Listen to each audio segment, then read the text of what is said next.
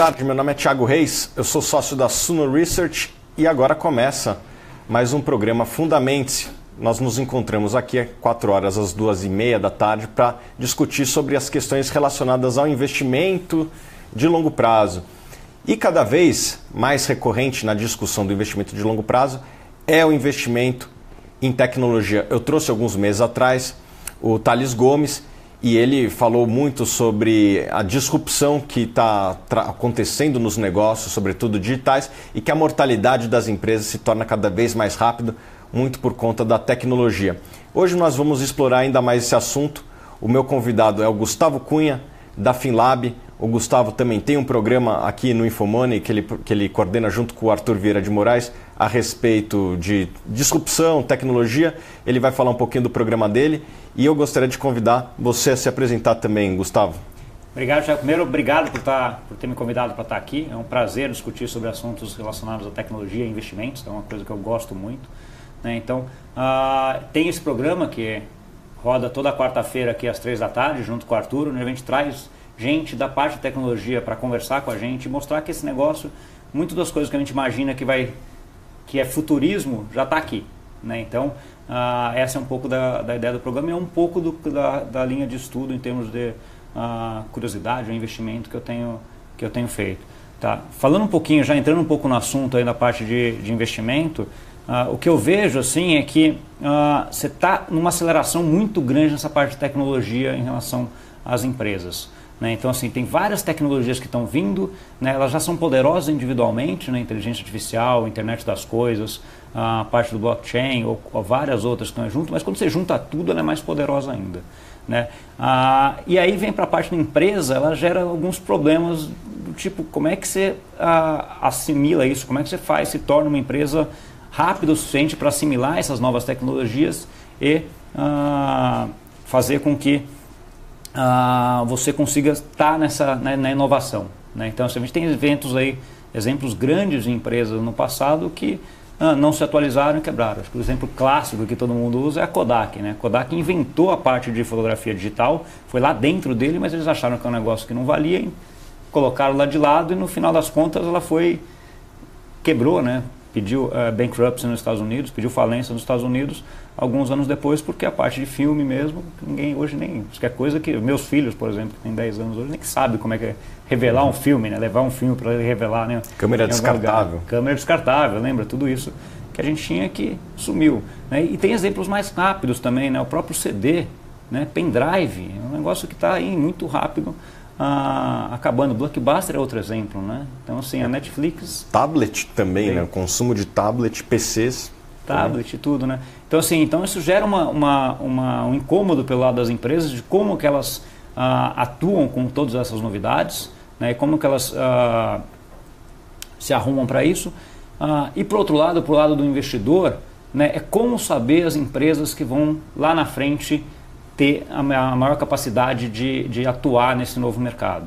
Acho que a gente tem aí no mundo já o que a gente chama das 5 grandes lá, que a gente sempre comenta, aí vai Amazon, Google, Facebook, Apple, Então, essas empresas grandes que estão aí, são gigantes, em termos de tecnologia, ou essa tecnologia para segmentos, às vezes, que a gente nem imagina, mas elas estão lá dentro, Viagem espacial, no caso da Amazon, Então, assim, para o investidor, acho que fica essa dúvida, Quais vão ser as empresas para frente a investir que vão ter? Acho que uma coisa que eu tenho claro para mim é assim, as empresas que não se atualizarem, não forem no caminho de assimilar essas novas tecnologias, muito provavelmente não existirão daqui 5, 10, 15, 20 anos. Elas vão ter que ter alguma forma de conviver com esse cenário de novas tecnologias de disrupção. E aí vem toda a parte de um pouco de investimento que você entende certamente até mais do que eu, de como é que você avalia isso dentro de uma empresa para ver como é que você vai investir nela ou não, que empresa você vai comprar ou não, que essa acho que é a grande dificuldade. O Warren Buffett, durante muito tempo, falou que não investia em tecnologia. Eu acho que essa narrativa já caiu por terra. Hoje, em valor de mercado, o Warren Buffett, através da Berkshire Hathaway, é o maior investidor em tecnologia. Você pega a posição dele em empresas como a Apple, que ele é, acho que um dos maiores acionistas, se não for o maior individualmente, e também na IBM, que ele tem reduzido, não foi uma aposta muito bem feita.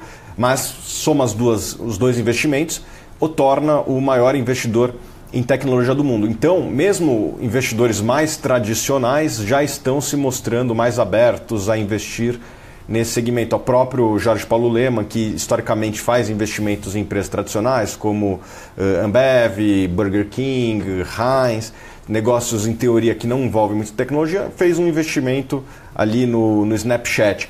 Então, os investidores de longo prazo estão de olho nesse segmento e eu acredito muito porque eles veem características que geram valor parecida com outros negócios que também geram valor, que geralmente são negócios que têm uma característica oligopolista ou monopolista. Se a gente pegar as maiores empresas hoje do mundo que você citou, as 5 grandes, Microsoft, Apple, Google, quem mais?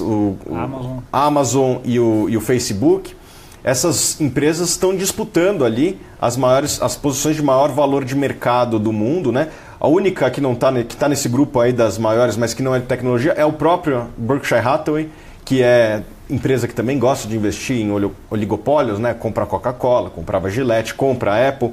Então, o mercado de capitais ele tende a premiar negócios que têm essa característica de baixa competição e na internet acabou se formando grandes grupos que dominam a sua vertical, né? O Facebook domina rede social, o Google domina buscas, a Apple ela tem concorrência no segmento de smartphone, óbvio, mas no segmento que ela atua ali, no segmento mais premium, ela tem 70%, 80% do mercado, né? Eu li que ela teve 70% da receita da indústria de smartphone nos Estados Unidos no último trimestre e 50% na Europa.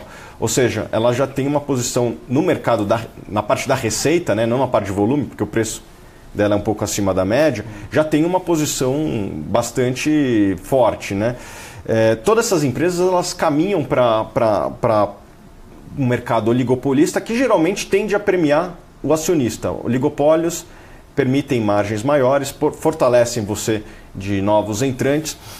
Então, a minha discussão com você é como investir nessas empresas no primeiro estágio, né? Porque agora o mercado já precificou essas empresas, boa parte delas, né? Como identificar a priori e segundo, quando você tem monopólios fora da internet, oligopólios fora da internet, o governo tenta intervir de alguma forma. Na internet, esses oligopólios eles são quase que legalizados. Assim, a gente não vê, a não ser uma multa outra da União Europeia. A União Europeia multou a Microsoft lá atrás, multou o Google ano passado. Será que a gente vai ver mais intervenções como essa?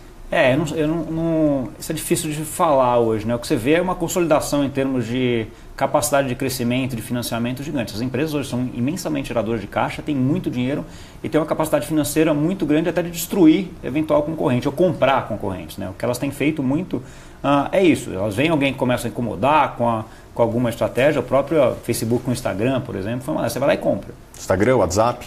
Até o YouTube. No caso da Amazon, então assim, no caso da Google, então você tem várias coisas que acabam acontecendo que você acaba consolidando mais ainda, né? Porque começa a sair com a cabeça para fora da água alguma startup, alguma investidor, você vai lá e compra aquela tecnologia, joga para dentro. Ou copia como fizeram com o Snapchat. Ou copia, ou usa a mesma tecnologia. Então assim, essa discussão de poder econômico dessas empresas é uma discussão que para mim já é relevante hoje e vai ficar cada vez mais relevante. Hoje eu estava lendo um artigo sobre a competição para qual vai ser a primeira empresa do mundo a valer mais de $1 trilhão. Né? Então as apostas ali estão entre Amazon, Apple, Google, estão entre essas 5. Qual é a sua aposta? No final. É difícil falar, né, Thiago? Mas eu acho que a Amazon tem um modelo de negócio bastante agressivo. Né? Então assim, tem crescido muito e eu acho que a onda de crescimento, até pelos últimos números dela, vieram um pouco melhor. Então assim, esse artigo, que eu até corroboro com a ideia, ele adapta a data. Ele fala assim, entre 12 a 18 meses vamos ter uma empresa de $1 trilhão e ele achava também que era até a Amazon em relação a isso. Isso é bom ou isso é ruim? Isso pode ser visto como bom ou ruim. Acho que o oligopólio tem os dois lados. Né? Você acaba concentrando um pouco a decisão, são empresas muito eficientes, né? Tanto é que fizeram o que fizeram até hoje, mas uma concorrência sempre saudável também. Uma outra parte, para a parte do investidor, voltando mais ao dia a dia de investidor e quem está investindo em empresas ou em ações, acho que a tecnologia ou até essa globalização que a gente teve nos últimos anos ajuda muito isso. Então, hoje, você aqui do Brasil consegue investir em ação da Apple, ação do Facebook, ação da Amazon, via B3. Né? Coisa que há anos atrás, via as estratégias de BDR, né? Não tinha, você não podia.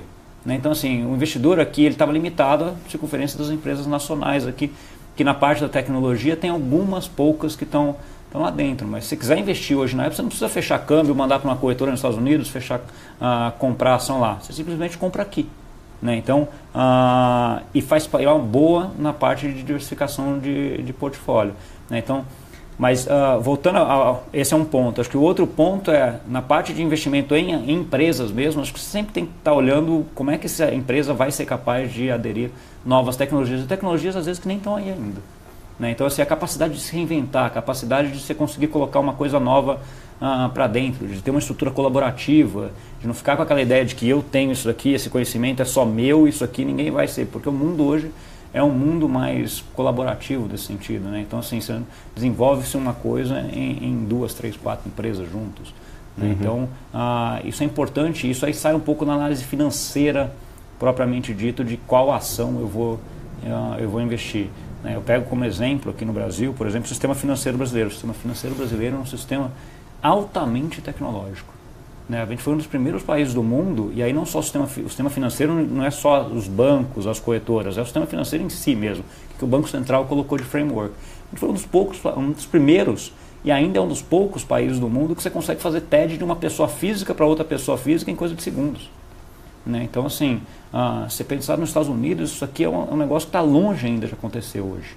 Né? A Europa já tem um sistema SEPA, lá, que é o sistema de pagamentos europeu, que já tem uma certa eficiência, mas ainda não é tão rápido que nem aqui. Isso é tecnologia, né? Que foi investida no sistema daqui. Então, assim, essas empresas aqui claramente estão com essa capacidade de aceitar e fazer novas tecnologias. Então, acho que isso é um fator favorável para o Brasil em termos de investimento em empresas ligadas a esse setor, por exemplo. Hoje no Brasil a gente tem poucas empresas de tecnologia, né? A gente tem algumas empresas mais ligadas a B2B, né? Assim, empresas vendendo para empresa. Então a TOTUS, temos a Lynx, temos também a Senior Solution, mas no Brasil não é um ambiente muito rico em bolsa para opções para investir. Pode-se argumentar que a Cielo é um pouco de tecnologia, mas o Brasil não é muito rico. Mas em opções para o investidor em tecnologia. Mas todas as empresas, elas de certa forma são impactadas pela tecnologia. Desde o Itaú, Ambev, a Vale, essas empresas, elas são inclusive, pode ser um risco, são atacadas por hackers, sim, etc. Como a gente consegue, sendo um investidor de longe, saber se a empresa que nós investimos, uma empresa do setor tradicional, está indo na direção certa? Essa é o X da questão, né? Como é que você consegue fazer isso? A forma mais fácil é a proximidade mesmo.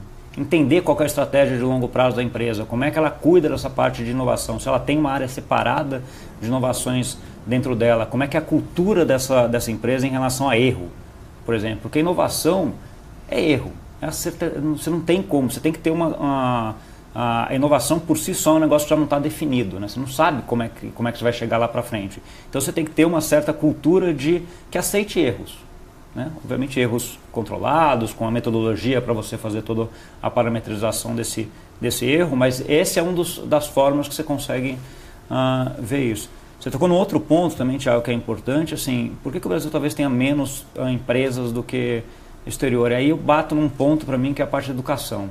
Né? Então, assim, você precisa ter programadores, por exemplo, você precisa ter gente capacitada para conseguir fazer isso. Né? Isso no mundo hoje é um problema. Tá? Então, assim, não é simplesmente aqui no Brasil, mas você pega as empresas de tecnologia lá fora, é uma briga por talentos nessa área muito grande. Né? E aqui o Brasil, acho que está ainda alguns passos atrás na parte da educação, de ter gente formada em computação, ou ter os hackathons aí grandes, certamente tem alguns já, ótimo, mas acho que é uma parte que tem que aumentar mais ainda. Porque assim, com essa discussão, com essa colaboração, com essa mais educação, que aí você vai conseguir ter mais ideias, mais gente capacitada, mais empresas que vão ajudar as empresas, startups que estão começando e as grandes. Na minha visão, é um problema de ovo e galinha também, porque falta programador, mas também falta venture capital. O venture capital, muitas vezes, ele olha o mercado de capitais como uma potencial saída. O mercado de capitais no Brasil ainda tem poucas empresas, tem custos elevados de se manter uma empresa aberta. Precisa ser repensada toda a cadeia e criar vários incentivos para que a gente possa ter uma indústria, não apenas programador. Se a gente tiver programador, mas não tiver investidor... Mas assim, eu acho que, aí concordo com você, no médio prazo que tem que ter os dois juntos. Eu acho que o ponto hoje é menos o investimento, porque assim, dinheiro no mundo hoje está sobrando. Tá? E sobraria para o Brasil se o Brasil tivesse ideias boas. Assim, não é um negócio que você está... Então, você tem várias aceleradoras ou venture capitals aqui no Brasil, que tem algumas aceleradoras aqui no Brasil que têm problema de achar projeto. Não é problema de financiamento hoje, especificamente agora falando. No mundo também, você tem dinheiro sobrando com essa taxa de juros baixo, né? Então assim, você tem alguns empecilhos aqui em termos de regulamentação, de marco jurídico, como é que você garante toda essa parte de investimento anjo, de venture capital. Eu acho que isso daí é uma parte importante, mas assim, eu acho que pontualmente hoje, eu acho que a gente tem mais problema com falta de ideias, de empreendedorismo, de coisas novas, do que com falta de dinheiro. Mas essa é um pouco da minha percepção. Tá. Bom, você falou de BDR agora há pouco. Para quem não está familiarizado com o termo, BDR é Brazilian Depositary Receives, em inglês, né? Nada mais são do que ações americanas, geralmente negociadas na Bolsa Brasileira. Obviamente, elas não têm tanta liquidez, e as que têm liquidez são as maiores empresas, geralmente, e as maiores empresas, como a gente falou anteriormente, são as empresas de tecnologia. Então, vamos fazer aqui um bate-bola, já que o investidor que quer investir fora vai ter que procurar um BDR de liquidez, provavelmente de maior liquidez, são as empresas de tecnologia. Vamos falar só aí das 5 maiores empresas, aí, Microsoft e as FANG, né? Microsoft, Facebook, Apple, Amazon e Facebook. Tá. Vamos lá, fale aí um pouquinho de Amazon e depois eu falo um pouquinho também o que eu penso. Aqui eu acho da Amazon. A Amazon é uma empresa bastante inovativa, né? Ela começou com um site lá bem simples, né? Começou numa ideia e tem muita coisa acontecendo. Ela já é uma empresa que tem uma gama de empresas embaixo dela bastante grande. É, como eu falei, assim, a grande aposta da maioria do mercado internacional da primeira empresa que vai valer $1 trilhão. Então, assim, ela tem uma perspectiva muito boa. Eu estou até lendo o livro agora sobre a história da Amazon. A história dele é espetacular, o livro que fala sobre o Jeff Bezos e como ele construiu a Amazon desde o começo. Então, assim, vale a pena até ler. Eu estou na metade, então... Everything Store. Isso aí. Everything Store, exatamente. E aí ele tem algumas cenas de como é que ele construiu a empresa e o quanto ele é fascinado pela coisa muito boa. Então, assim, acho que é uma empresa boa para a gente ficar de olho. Apple, acho que ela tem um modelo de negócio que agora está meio em transição, né, depois da morte do Steve Jobs, mas eu acho que está se consolidando agora. Ela tem uma margem muito grande nos produtos dela, isso é bom, isso ajuda. Google, amplamente diversificado, ele tem uma fonte de receita espetacular que é vender palavra, né, quando você vai fazer marketing. Então eu também acho que é um modelo de negócio bem interessante. Facebook é o que eu tenho um pouco mais de dúvida em relação a como é que ele vai ser para frente, né? Facebook é um sucesso aqui no Brasil, mas esse negócio de mídia social você já vê que alguns indícios de que o pessoal mais jovem já não entra tanto lá. Então é uma coisa para ficar de olho. E Microsoft? Microsoft é o que está aí sempre, acho que sempre vai estar, né? Ela é uma empresa que conseguiu lá pegar o começo, está sobrevivendo até hoje. Se muda, ela está com um negócio de cloud agora, que foi o maior sucesso nos últimos resultados dela. Né? Acho uma empresa também interessante e muito boa para médio e longo prazo, e ela já tem um histórico grande. Eu acho que isso é legal também. Eu, como financista, eu gosto de quase todas essas empresas, né? São empresas que possuem uma rentabilidade sobre capital bastante elevada, com exceção da Amazon, mas que é bastante questionável, porque o investimento dela transita pela DRE, né? É uma despesa, então a Amazon tende a ter uma rentabilidade menor. Essas empresas têm uma avenida de crescimento muito grande pela frente, né? Alguns podem argumentar que a Microsoft tem um crescimento menor do que as outras empresas, mas são empresas que, em geral, crescem acima da média. São empresas que, no meu entender, boa parte delas tem um múltiplo abaixo da média de mercado. E, em termos de risco, eu acho que boa parte dessas empresas tem um risco abaixo do mercado. Eu vou dar um exemplo do Google. O Google, eu acho que hoje entrou no dia a dia das pessoas, assim como a energia elétrica, né? Então, é difícil você passar um dia sem acessar o Google. Então, eu acho que boa parte dessas empresas tem um risco menor de tecnologia do que era no passado. Só para te dar um exemplo do Google, a concentração do Google aqui no Brasil em search na internet é gigante. 98% das pesquisas na internet dos brasileiros é via Google. O risco de concorrência em Google, eu acho que é muito menor do que o risco de regulação. Eu acho que a maior preocupação do Google deveria ser não com concorrente, mas com regulação. Então você tem uma combinação de alto crescimento, margens elevadas, múltiplos, algumas empresas um pouco acima da média de mercado, mas em linha, empresas que eu acho que mereceriam até múltiplos mais caros e com risco que eu acho que não é o mesmo risco de tecnologia que existia lá atrás, mesmo porque essas empresas têm bilhões e bilhões em caixa, são geradoras de caixa. Não é mais um projeto só, uma empresa.com da velha guarda ali, né? Dogs.com. Que estava começando, né? São empresas que são geradoras de caixa. O Google vai bater 100 bilhões de dólares em caixa, o Facebook 38 bilhões de dólares em caixa, a Apple 160 bilhões de dólares líquido, né? Então, são empresas que geram muito caixa. Então, eu gosto desse modelo de negócio. Pessoal, falamos aqui hoje de tecnologia. Mais uma vez, obrigado, Gustavo. Acompanhe o programa dele junto com o Arthur. E é isso. Muito obrigado. E nos vemos quarta-feira que vem. Eu não vou estar aqui, na outra. Nos vemos aqui para discutir sobre investimentos de longo prazo. Bons negócios.